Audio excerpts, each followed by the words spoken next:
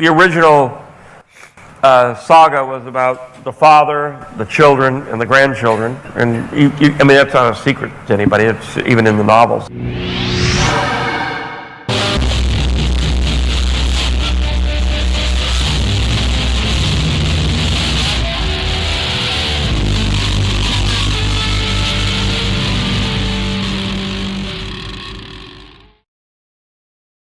R.A. Salvatore had a really difficult task with this book, but he did a really fantastic job introducing us to pre-established characters without us having to read any pre-existing material. He also eased us into the details of the Yuuzhan Vong culture and their biological technology. He also delivered a really beautifully devastating death for Chewbacca, and he set the stage for the danger that will ensue in the series going forward. I'm really thankful to him and to the team at Lucasfilm for all of the care that they put into this story. And that includes George Lucas for his contributions and involvement in developing the series. If you feel so inclined, you can learn all about that in my last video, and make sure you check out the two-part stream that I was involved in where we covered Vector Prime in full detail.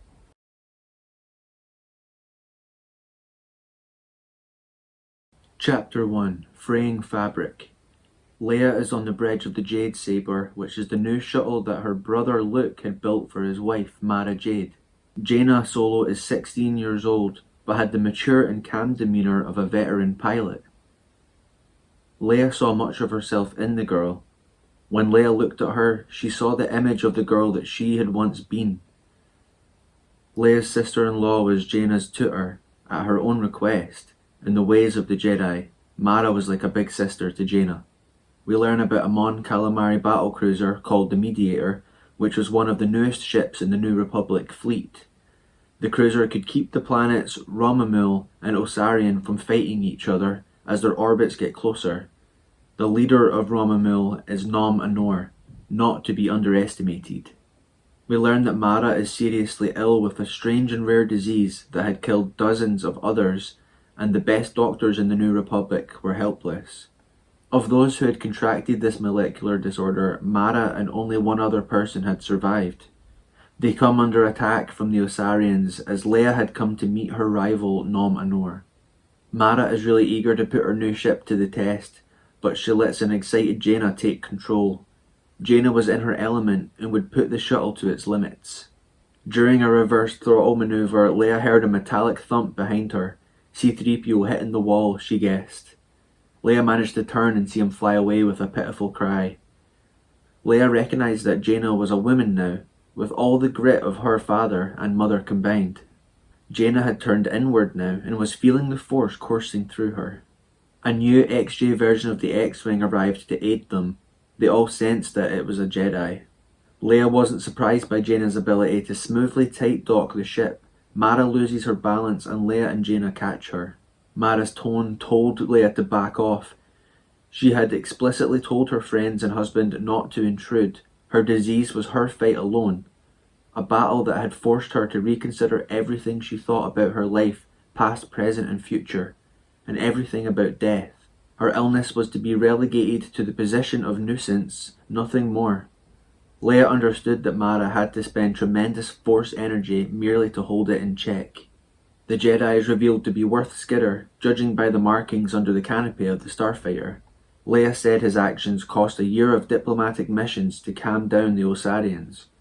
But they shot first, he said. Nom Anor's fanatical followers were called the Red Knights of Life. They ride lizards called Tutukins, with 8 legs and enormous tusks. They warn civilians to ride creatures, not machines. They take a C-9PO droid to destroy it, and it was glad it wasn't programmed to experience pain. Nom Anor hates the New Republic, and he hates the Jedi as symbols of the New Republic.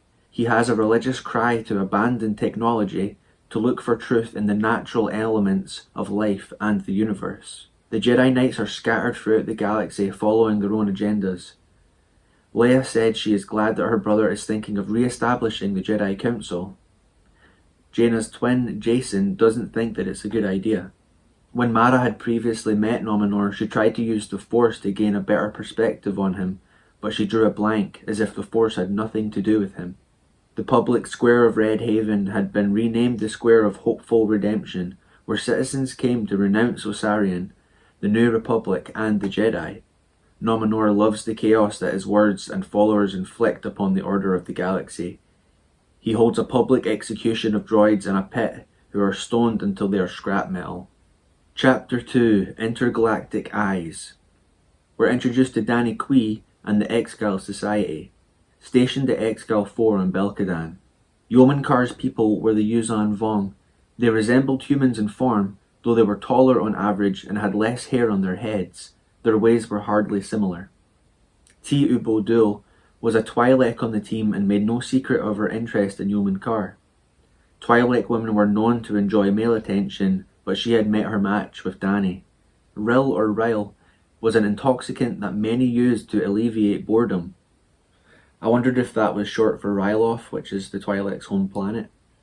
Yeoman Kar locked his dish on Sector L30, the location he knew to be the entry point, Vector Prime. Now Vector Prime is the predetermined entry point into the galaxy. Yeoman pulls at the seam by his nose and steps out of his fake skin.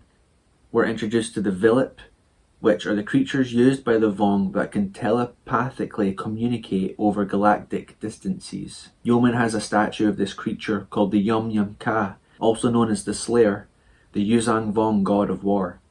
Yeoman puts a worm in his ear called a Tizo worm, a creature bred by the Yuuzhan Vong alchemists to translate other languages. They could store enormous amounts of information and emit it subliminally. An extragalactic vessel streaked into the galaxy, transmitting no technological signals. Many scientists argued that such an extragalactic breach could not be accomplished. Yeoman said it could be something from our galaxy, and he laughs to himself at the double meaning. Chapter 3: The Role of Politics. Luke Skywalker and Jacen Solo had come to Coruscant so that Luke could accept an invitation to address the New Republic Council about his plans to re-establish the Jedi Order. The government had changed greatly in the years since Leia had resigned. Many of the Council opposed Luke's desire to reform the Order. Since the fall of the Empire, age-old conflicts between species had begun to resurface. The roots of Han Solo's past as a smuggler were no secret to his son Jacen. There's around 100 Jedi throughout the galaxy, which is a problem. Luke feels like he's fixing symptoms without getting to the real disease, which gives him pause when he thought about his wife. They need the Jedi to have one singular purpose and direction. Jacen felt that any formalities concerning the Jedi from the Academy to the new Council seemed to be layers of bureaucracy added to something spiritual and personal and should not be governed. Luke thought that the Jedi Academy had been a necessary stepping stone back to the old ways, where Jedi would train one-on-one with masters, as Jaina was with Mara, and Jacen and his younger brother Anakin were with Luke. They make their way down to where Han, Chewie, and Anakin were working on the Millennium Falcon. Chapter 4: Seeds Planted. Shock Tenoctin feared Nominor's glare more than death itself. Doubting him had proven fatal for his previous advisors. Nominor said Leia and her daughter are not true proven Jedi. Nominor had been given the position of executioner among the Yuuzhan Vong. On that day he had taken out his own eye and replaced it with a creature called a Plarian Ball. It looked like a Vong eye, but the pupil was a mouth that could spit a venomous glob with a twitch of his eyelid. We're told that Nominor was responsible for the infection upon Mara Jade. His mission was basically to identify the most dangerous foes and minimize their effectiveness. He held more respect for the Noghri than for humans and the Jedi. While getting ready for a meeting with Leia, he chuckles at his outfit because it shares a likeness with someone that she once battled. There was horror on her face. He looked like Darth Vader in his black cape and mask. Nominor suggests that Leia isn't comfortable with the truth that the Jedi are false heroes. Your truth, Mara stated. There is only one truth. It is when one does not like to hear it that one concocts another, more palatable version. Mara wasn't as strong, it was clear, in the way she walked and held herself. Upon leaving, C-3PO asks Nominor if there's something he's done to offend him. He says, "Your very existence offends me."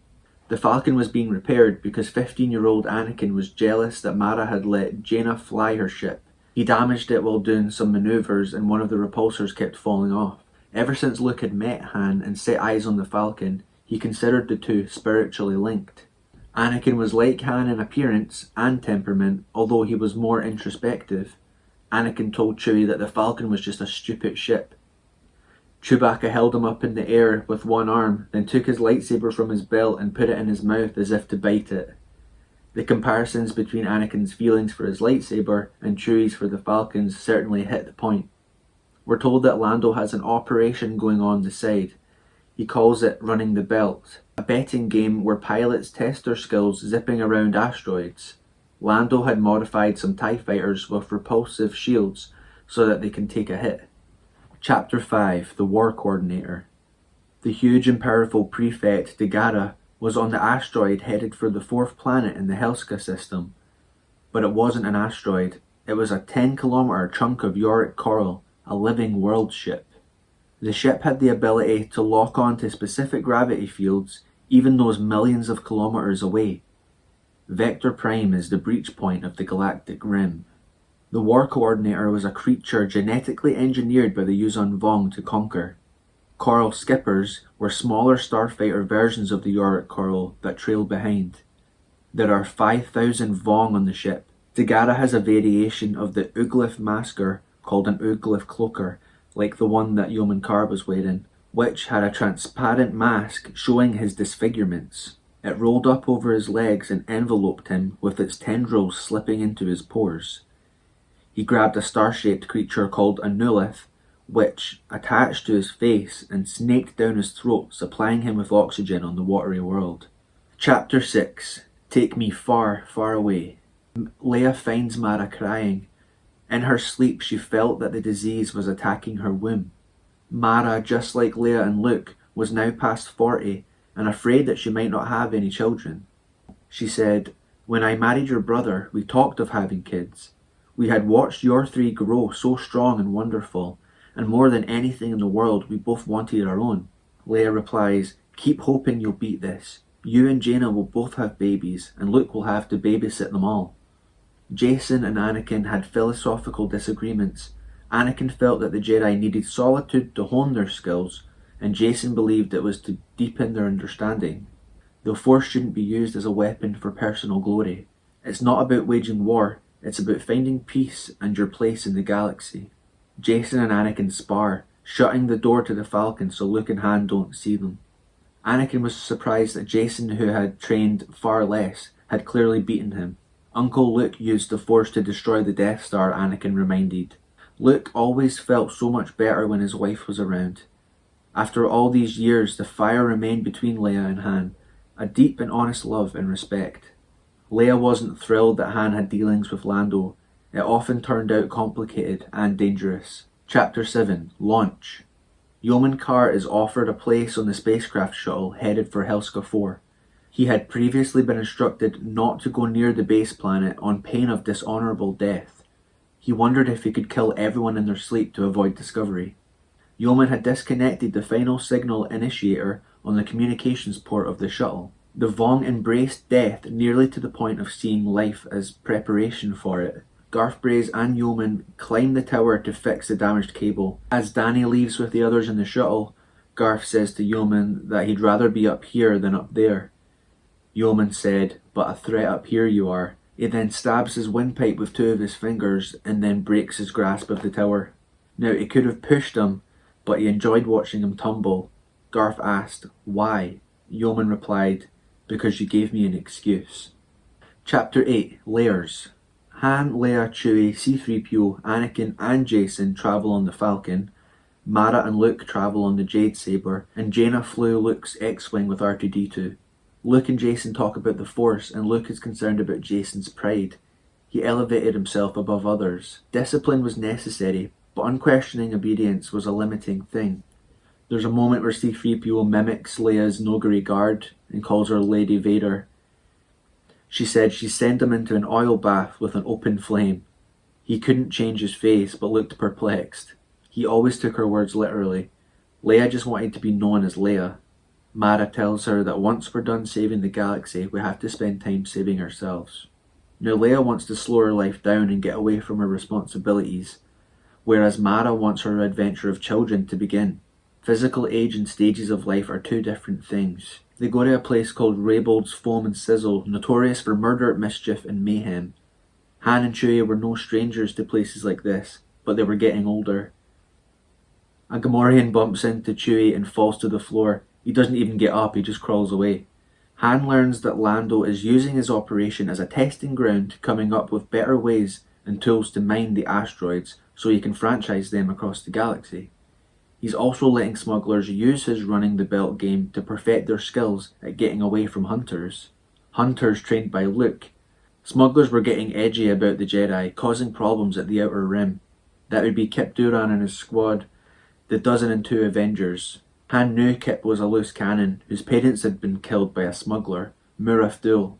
Chapter 9, The Honour of Dying.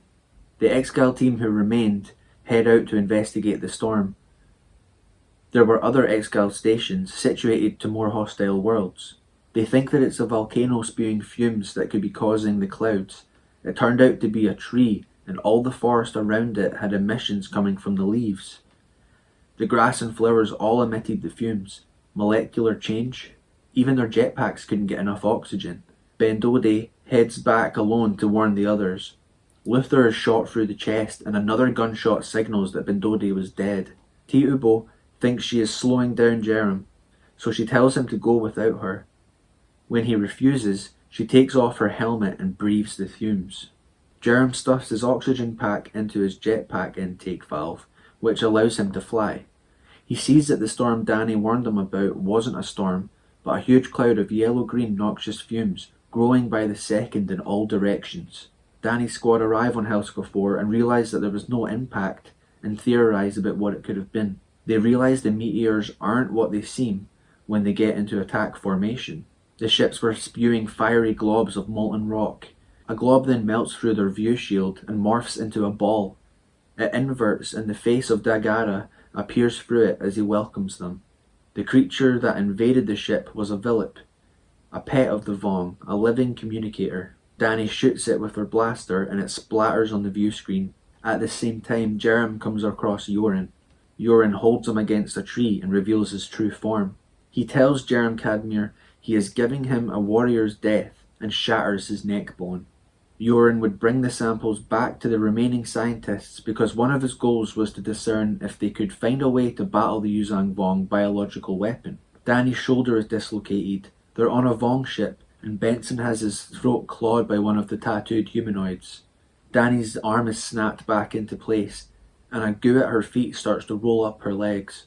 Her eyes widen with horror and pain as the creature attaches, covering her body. Chapter 10, Running the Belt. The journey to Lando had taken a week. Leia was concerned for Jaina in the X-Wing. Jedi going on long journeys usually slipped into a self-induced, nearly comatose state, slowing their metabolism and sleeping through the journey. Jaina had learned this technique from Mara. Mara had given Jaina the wrong coordinates, and she would have to seek out the Force and its connection to the group, especially Jacen. Now Lando's two planets are called the Debrillion and the Destrillion. Luke noticed XJ X-Wing starfighters that belong to the Jedi Knights. Lando hugs Han and Leia, and then when it comes to Mara, he tells her she looks wonderful, bringing a smile to her face. She said, "Not many people would dare to hug me." He replies, "Leaving more of you for me then." Luke nodded in approval. He appreciated Lando's perfect greeting to Mara. Lando has TIE advanced fighters favoured by Darth Vader. The sight of them clearly affected Luke and Leia. Jaina just has to try it. Belt Runner 1 was a floating station which could supply off-ship shielding by lending deflector shields to small starfighters. Anakin was more cautiously attuned to his physical senses than Jacen. Jaina was aware of her brother's fight about the balance between force and physiology. While watching Mara give advice to Jaina, Luke remembers similar advice from the spirit of Obi-Wan Kenobi, who had gone with him into the channel of the Death Star. Jaina had found her inner peace and had the flying skills to complement it. Chapter 11, Boom. The molecular plague had now become so thick that it was impossible to get a message off-planet. The scientists' fates had been sealed by their trust in Yeoman Carr. Yeoman pulls the airline out of Lystir Danabel's envirosuit. He then kills her partner with his axe. Nominor had a secret A-wing hidden in an empty shell of his ship's booster rocket. He left a Villip as decoy upon a decapitated body to speak with Captain Akdul. Nominor fakes his death with an explosion on the Mediator. His plan was to cause havoc for the New Republic by keeping them consumed with civil wars, and they wouldn't be concerned with the fringes of the galaxy, where far more dangerous trouble was beginning to stew. Nominor didn't want to get too optimistic. The Yuuzhan Vong war force assisting the conquest of the galaxy was by no means large and couldn't underestimate their opponents. Their next target was the planet Cernpidal, the most heavily populated planet in that sector. Nominor and Dagara suggest the method of Yogand, a legendary general among the Yuuzhan Vong.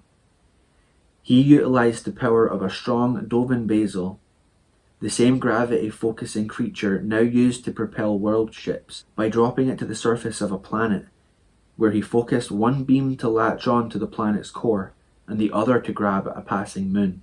Chapter 12. The Game, the Reality. Jaina does a good job running the belt. Anakin and Jacen argue about her victory. She said they are acting pretty stupid for a couple of supposed Jedi Knights. Kyp Durran invites the three Solo children to join his squadron, stopping illegal trade and settling disputes. Jacen said there's a difference between finding trouble in your path and going out of your way searching for it. We are not galactic police. Luke thinks that a Jedi should compete against himself instead of other Jedi. He could forgive the Solo children for being excited, but Kyp was old enough to know better.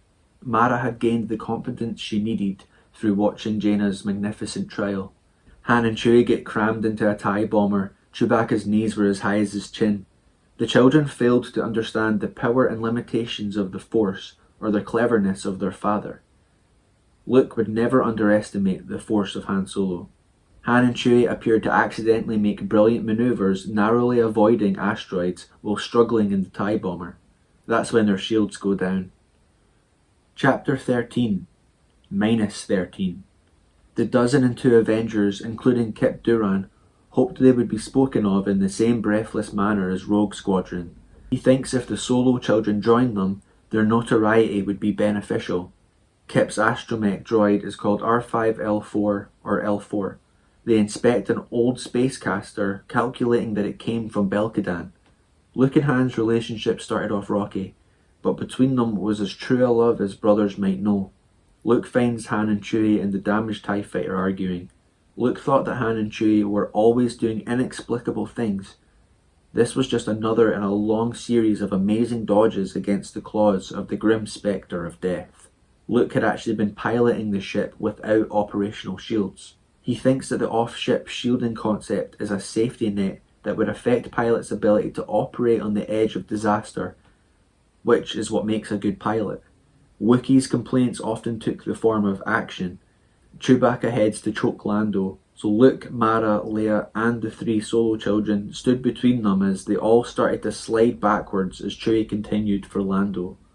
Kyp comes across some spectacular asteroids, but realises that they are starfighters as they pass him. He saw the pilot through the canopy, a barbaric-looking humanoid, its face a lump of pulsating flesh. Kyp seemed to be the only survivor after the crash destroyed his team. Lando was a valuable ally. He had the network and the contacts Luke and Leia needed to understand the Advisory Council. Lando talks Han into doing a delivery to Cernpidal. Luke and Mara would go to Belkadan, and Han, Leia and Chewie would go to Cernpidal with the payload for Lando. Leia suggests that Han takes Anakin instead and lets him helm the Falcon. The Falcon took off for a trip that would be the most harrowing of Han Solo's life. Right, we're halfway there. Chapter 14. Closer, Closer. L4 is torn apart by an insect creature hanging from Kyp's X-Wing. Kyp then climbs out of the cockpit and was on the X-Wing with no lifeline. One slip and he could be sent floating helplessly in space. He couldn't land or jump to hyperspace without his canopy. Kyp alters the power grids of the Eon Drive, which created a bubble-like shield around him, which he hoped might allow him to survive hyperspace. He sets coordinates to the planet Cernpidal. In order to do this, he had to skip in short hyperspace bursts, hoping that the Eon Drive didn't die altogether. With the Yuuzhan Vong, everything seemed to focus on the word glory. Danny learned the name of the rock-like ships, which translated to coral skippers. A man is brought in where Danny is. His name is Miko Regalia, of the 102 Avengers. He was a Jedi Knight who had been trained under Luke Skywalker. He has been doing an apprenticeship under Kip Durin. He tells Danny that Jedi have a connection, a common understanding of the Force that brings us together. Danny explains to Miko about the Vong being from a different galaxy. They want to conquer the entire galaxy, and their weapons are based on living organisms, creatures they have trained to serve their needs. Grutchins were not rational thinking or trained. They were instruments of destruction, living weapons, and once released they could not be recalled or controlled. The breaking was a common procedure used by the Vong against captured enemies, mental torture over physical torment. The second and third world ships would arrive carrying full payloads of coral skippers. Danny and Miko take the Ugliff cloakers from two of the Vong and shiver with intense pain as the creatures enwrap them, and it took time to muster the courage to put on the star-shaped breathers, gagging repeatedly as it put its tendril down their throats and into their lungs. Dagara revealed that the world ships produce their own atmosphere. He throws a pile of goo that follows Miko, and it freezes him and a spear mid-air as it left his hand. He throws a pile of goo that follows Miko, and it freezes him in mid-air, as well as a spear that he'd just thrown. Dagara also throws a small ball-like creature with fierce humming wings that was like a living missile, anticipating Danny's movements, and slams her in the chest. The Yamosk was a telepathic creature which was relating Dagara's thoughts to his people, and even Danny could hear his words. The Yamosk wanted Miko to show his fear, to break into despair and hopelessness. Miko is taken closer and closer to the mouth of the Yamosk. Chapter 15, Awaiting the Goddess's Arrival. Anakin attempts a Jedi mind trick on the Cernpedillians, but it doesn't work. Han was as force blind as Anakin was sensitive to it, and he rarely ever asked for any insight, usually trusting his own instincts. They learn the name Tozi Karu, which is not the name of the Dockmaster, but of a goddess. Han says, "I've got a..." Anakin interrupts, "Bad feeling about this?" Han finishes, "A lot to do." Han, Chewie, and Anakin turn to see a moon rising in the still blue sky.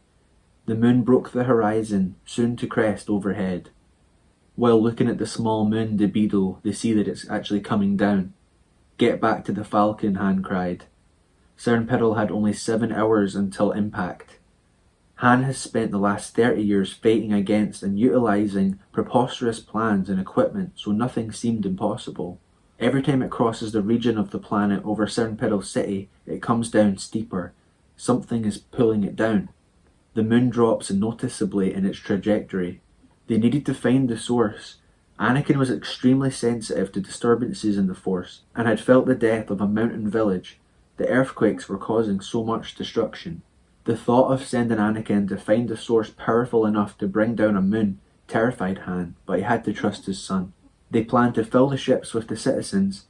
A shuttle blasted off with people hanging from the landing legs. One after another, people fell plummeting to their deaths. Chapter 16, Worthy Opponents. Luke and Mara arrive at Balkadan. It was obvious that something had gone wrong on the planet. Mara's view screen shows that the clouds were made of mostly carbon dioxide and methane. Mara's complexion had paled, and Luke could sense her internal weakening. Luke tried to protect Mara from investigating further, and she becomes angry. She was ill but wouldn't be treated as incapacitated. They find Exgal 4. Yeoman Carr strapped on his armour and grabs his amphistaff. Another living creature, a vicious serpent that could harden all its body to the consistency of stone. It could narrow its neck and tail to become like a razor and become supple and whip-like. It asks R2-D2 to unlock the compound door. Mara shoots the security lock with her blaster and said, "What's it going to hurt?" Luke conceded with a shrug and kicks the door open. Mara inspects one of the red beetles on the ground, which oozed liquid, stating there's something different about this. R2 then screeches as Yeoman appears behind him.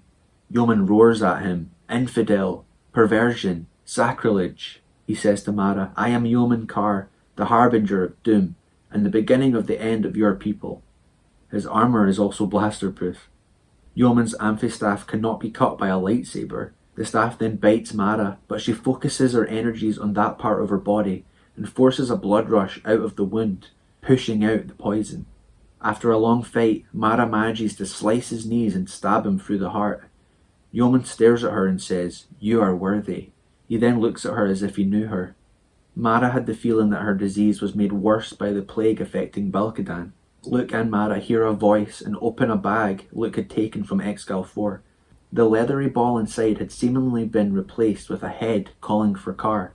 Once done, it rolled back into the bag. A hologram recording, Mara remarked.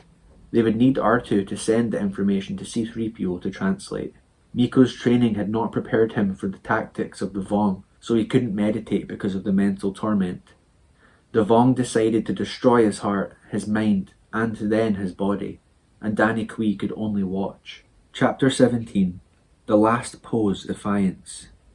Anakin wondered if there would be anything left to kill by the time the moon arrived, after the natural disasters. Anything exerting the kind of power necessary to grab a moon could not be invisible to the Force. Anakin notices the tractor beam. He glanced at the moon. There was a tail of fire trailing as it made its first contact with the atmosphere. The source was a crater, 12 meters across and 10 meters deep. Inside was something that resembled a huge, pulsating, dark red heart with deep blue spikes around it. It was a living creature, without controls or a power source. Anakin fired his blaster at it, but the bolt flickered out like a candle in a strong wind. The creature had recognized its attack and reversed its gravitational pull by latching onto the core of Cern Piddle and going further underground. It was now too late for Cern Piddle. Debido's orbit was lost and the moon would come crashing down. The old mayor who runs the city wants to make sure the creature doesn't escape to destroy another world. He takes a thermal detonator and calmly leaps into the crater.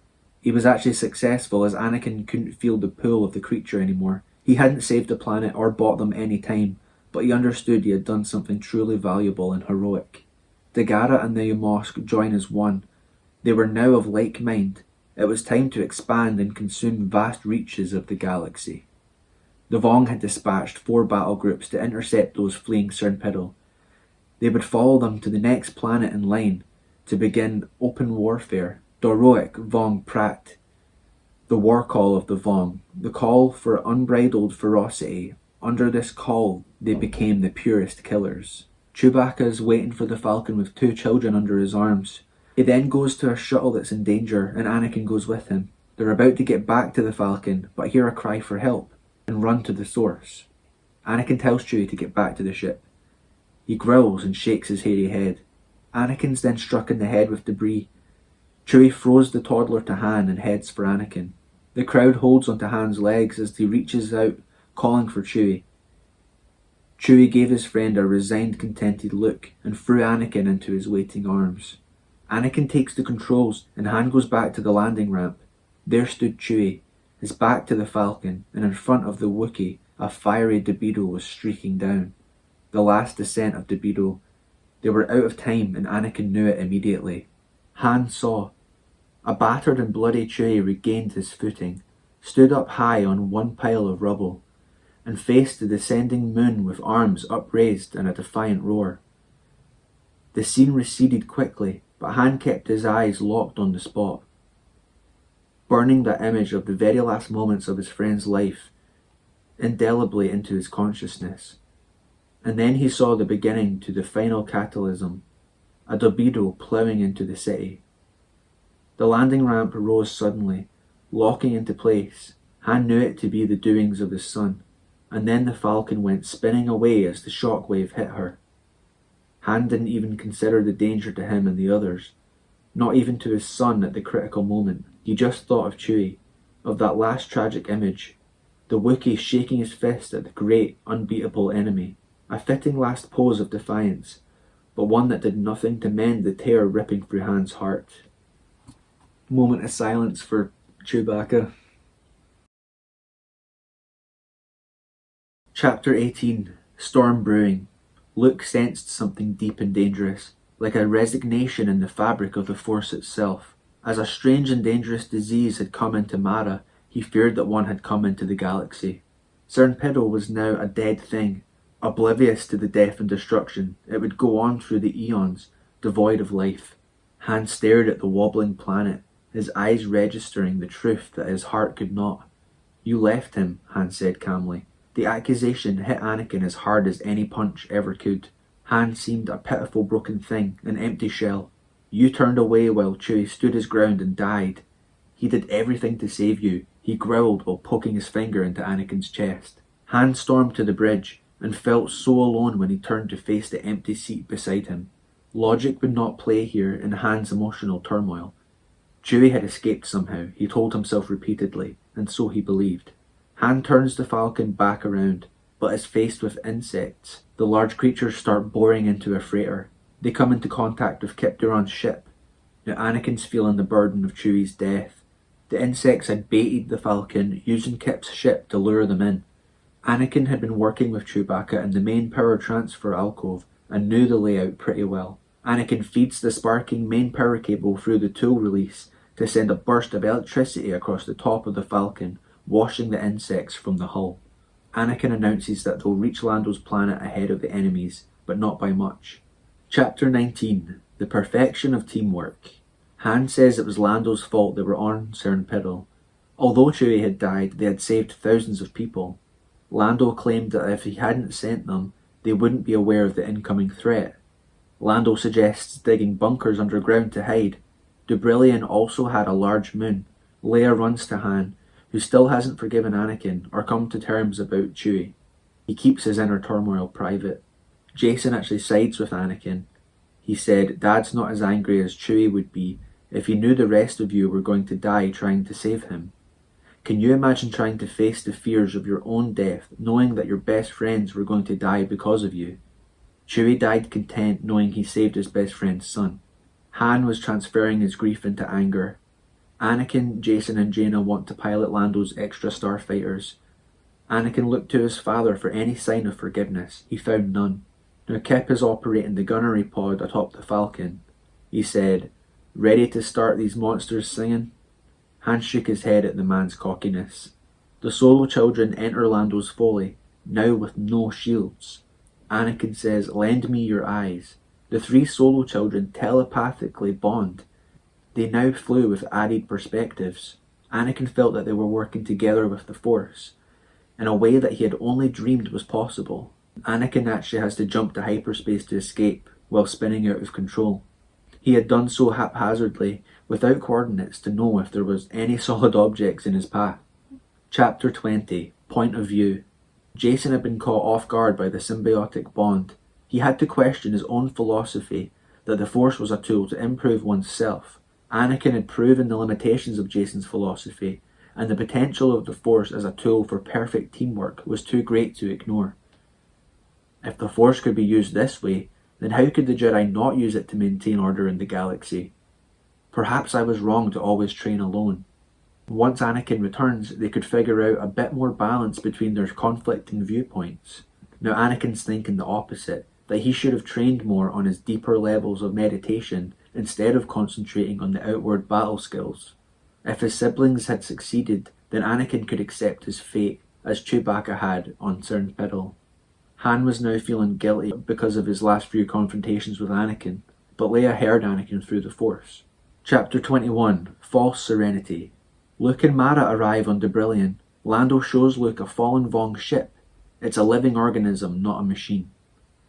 The ship wasn't smooth, but integrated like one piece of living coral. The pilot wore a mask which connected to her companion.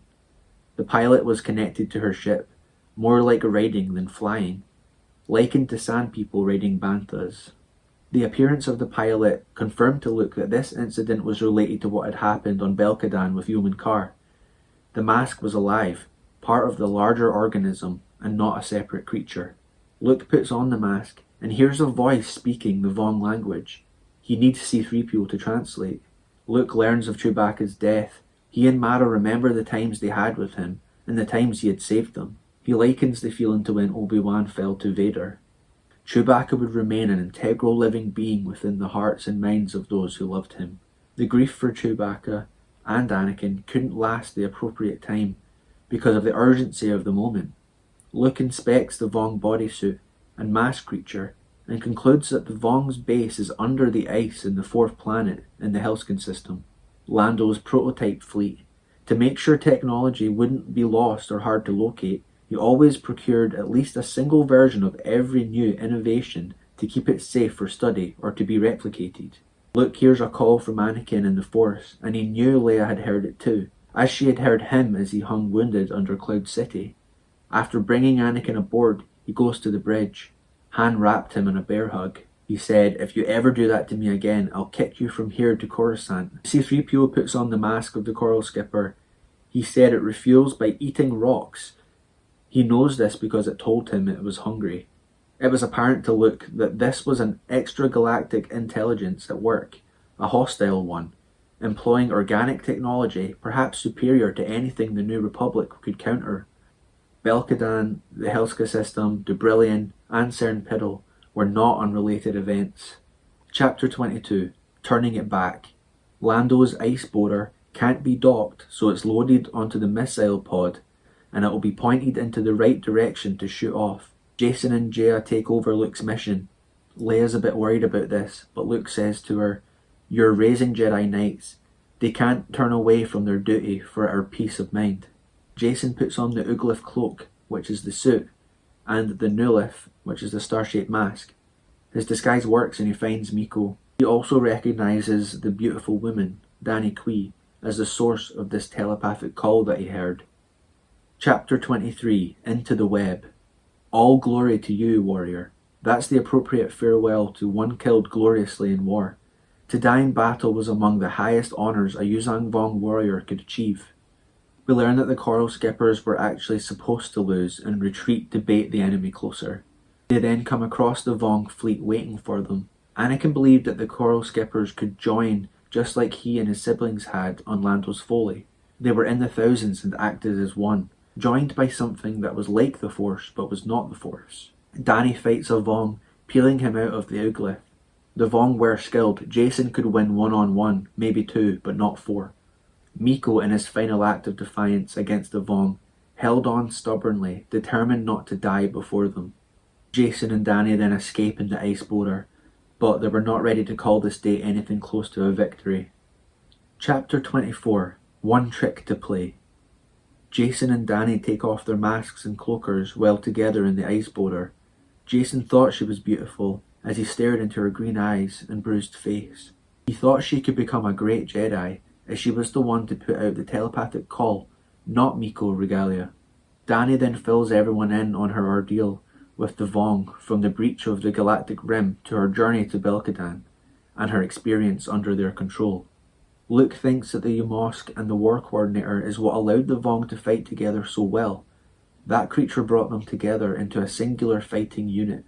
They make a plan to shut off the planet's volcanoes by speeding up evaporation around the planet using Lando's shield ships. The Ymosk wasn't worried about this second attack, or the shield ships deflecting energy at the planet, because it could still feel the consciousness of the Coral Skippers and guide the battle. As the Jade Saber tumbles to the ground, Luke flips his X-Wing upside down beneath it, and he fired his repulsor coils, sending a jolt of propulsion at the underside of the falling ship, helping it to climb again. Coral Skippers begin to crash into each other, becoming confused after the War Coordinator is in deep freeze. Retreating the fourth planet without Luke made Han realize the decision Anakin had made on Cern Piddle. He was responsible for more lives than his own. The whole planet blows up. Chapter 25, Connections and Coincidence. Many of the Vong were destroyed by foolishly attempting to protect their home base, and had not escaped the blast. Kip Duran's squadron was involved in hunting down the remaining scattered Vong fighters. Was it a coincidence that Mara had fallen ill so close to the extragalactic invasion? Mara had talked of going to somewhere like Dagobah to meditate more deeply. She has refused to let Luke go with her. Nominor heard of the failure, but that was only a fraction of what his people would throw this way when they return. Chapter 26, Eulogy. Han believes that Chewie died a hero. He had built this bubble around everyone he cared about, but now it had been destroyed. To Han, the galaxy now seemed a more dangerous place, and nobody was safe. So that was my highlights from the novel. I really hope you enjoyed the video, and make sure to leave your favourite moments of the book in the comments. And also make sure you're subscribing to all these other channels that are actively covering this series. All the big corporate YouTube channels are too busy talking about Disney, Star Wars, and George Lucas era is being pushed to the side basically. So let's blow the dust off the books and do our best to preserve the original lore, canon and continuity. Long live the EU and lang may your limbs reek.